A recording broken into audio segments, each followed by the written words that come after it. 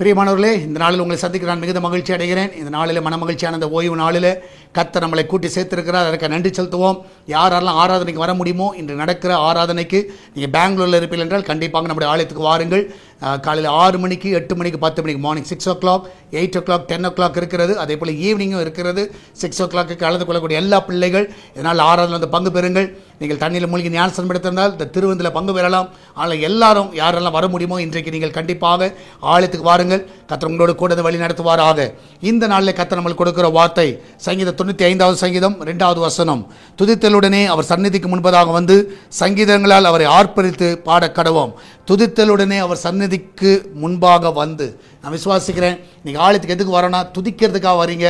கர்த்தர் கடந்த 2 மாதங்கள் உங்களுக்கு செய்த எல்லா நன்மைகளை நினைத்து ஆண்டவரை துதியுங்கள், சங்கீதங்களால் பாடுங்க. ஆமென். நீங்கள் ஒரு ஆலயத்துக்கு போகும்போது அமைதியாக இருக்காதீங்க, வாயை தந்து கர்த்தரை மகிமைப்படுத்துங்க. எனக்கு கர்த்தர் செய்த எல்லா நன்மைகளை நினைச்சு பாருங்க. கர்த்தர் தொடர்ந்து உங்களோட கூட வழி நடத்துவாராக. நம்ம எல்லாரும் ஜெபிக்கலாமா? நன்றி ஆண்டவரே, இந்த கால வேளைக்காய் சோத்திருக்கிறோம். இந்த மன மகிழ்ச்சியான இந்த ஓய்வு நாளிலே உலகம் முழுவதும் நடக்கிறதான எல்லா பரிசுத்தவான்களுடைய ஆராதனை ஆசீர்வதிங்க. எல்லா ஆறுதல் தேவனுடைய வல்லமையுள்ள கரங்களை கிரியை செய்யட்டும். ஜனங்கள் வரும்பொழுது ஆண்டவரை துதிக்கும்படியாய் வரட்டும், உம்மை பாடி உயர்த்தும்படியாய் வரட்டும். அந்த பிள்ளைய வாஞ்சிகள் எல்லாம் நிறைவேற்றுங்க.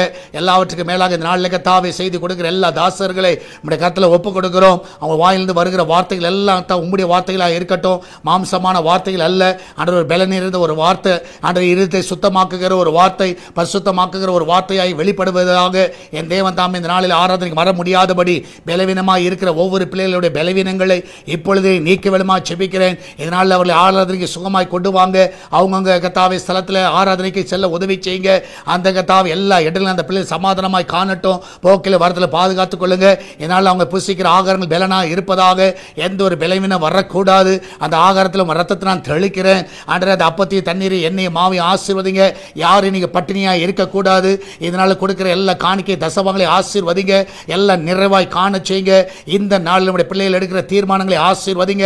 எல்லா நன்மையான காரியங்களை பிள்ளையோட வாழ்க்கை உதவி செய்வனுமா செபிக்கிறேன். நல்ல சுகம், நல்ல பலனை கொடுங்கப்பா. நாளை தினத்தில் ஆண்டவர் எக்ஸாம் போகிற எல்லா பிள்ளைகளையும் ஆசீர்வதிங்க. இதனால ப்ரிப்பரேஷன் எல்லாம் நேர்த்தியாக பண்ணட்டும். நாளை தினத்தில் அந்த எக்ஸாம் எழுதும் பொழுது ஆண்டவரே தேவன் தாமே அந்த ஞானத்தை, அந்த கிருபையை கொடுத்து நன்றாக எழுத உதவி செய்யுங்க.